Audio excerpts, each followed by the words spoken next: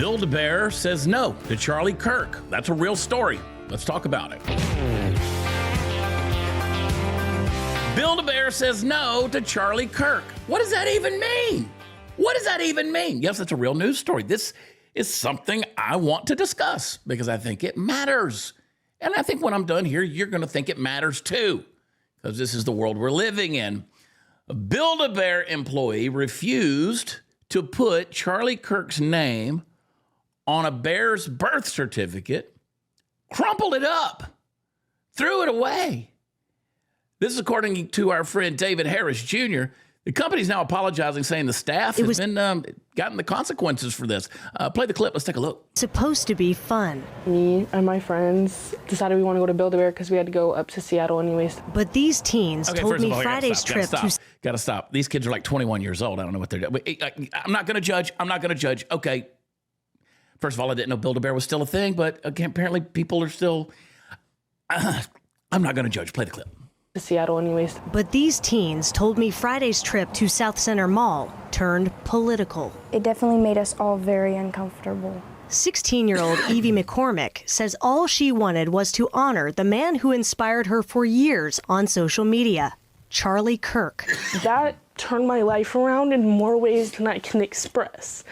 And his name is Charlie Kirk. But that name didn't make it past the Build-A-Bear manager. Evie says when she finished the special keepsake, the store employee shocked her by refusing to allow the bear to be named after Charlie Kirk. She wouldn't print the name on the bear's birth certificate, a decades-long tradition for the brand. She just didn't agree with it. She didn't support it, and she told me we're not doing this, folded it up in the force and threw it away. I scoffed, walked away. I was like, Kaylee, you have to pay for this. I handed her my card, told her my PIN, and I walked away.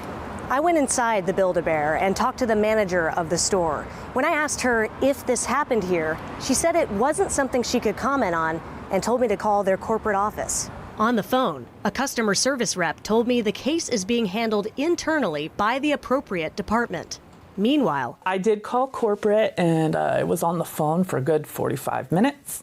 Evie's mom took matters into her own hands. They offered me a $20 gift card just because we had a poor customer experience. Days later, she says the company admitted that never should have happened and that they would retrain their workforce to keep politics out of the workplace. Did she apologize? She did. She said that their goal is to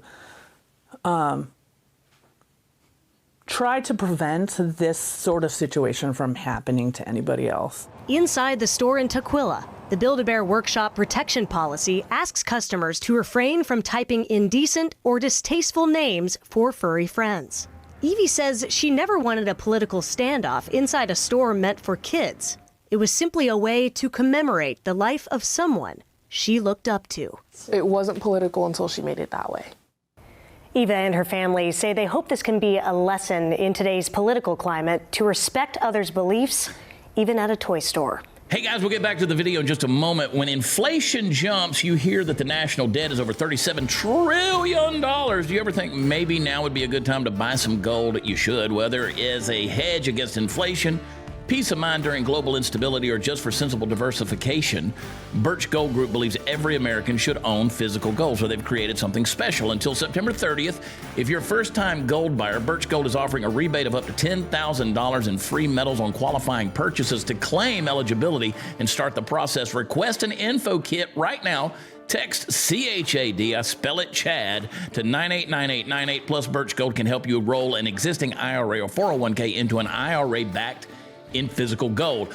And you're still eligible for the rebate on free metals of up to $10,000. Birch Gold is the only precious metals company I trust, as do tens of thousands of their customers. So make that decision right now. If it's your first time to buy gold, take advantage of a rebate up to $10,000 when you buy by September 30th. Text my name, Chad, to 989898. Claim your eligibility and get a free info kit on how you can diversify your retirement backed by gold. Again, text Chad to 989898. All right, so there's that story. There's so many things on both sides I want to say about this. I'm going to focus on one. Let me just say, first of all, I didn't know there was a Build-A-Bear trauma at this level. I mean, she had a cute little Charlie Kirk Build-A-Bear, even had a little blue suit and the red tie and the whole thing. I like how they didn't even, they didn't even show the face of the bear. Like, it could have been Charlie. I mean, here's the thing. You know, I heard this story, and I go, do we want to talk about this? And I go, okay, fine, Build-A-Bear. These young ladies go in the mall. They want to commemorate somebody that influenced their life. You got an employee that refuses to let the customer name the bear Charlie Kirk. And I read that, I'm like, I just don't understand, what attitude in this world we live in says, no, you can't express that. I disapprove, therefore I'm going to silence you. It's just a small, petty, controlling, it's just an impulse to shut somebody down. Now, whether you like the views of Charlie Kirk, you're free to like or dislike the man. But again, this is not about him. This is about the society in which we live in. You got a worker at a toy store who decides that they have the moral authority to block a customer's choice, and we're not doing this, and crumples up the thing, throws it in the trash, and says, I'm going to exercise my power over you. And so this is that world of manufactured oppression in a moment of catharsis at the Build-A-Bear.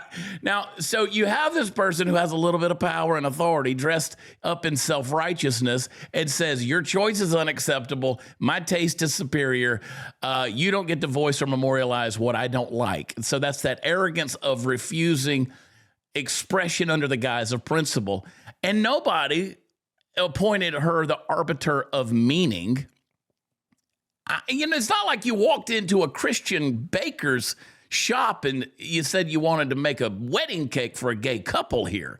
This is still more than a plush toy, because at the end of the day, this is about some corporate censorship. It's gatekeeping of ideas. It's the small suppressions that ultimately add up.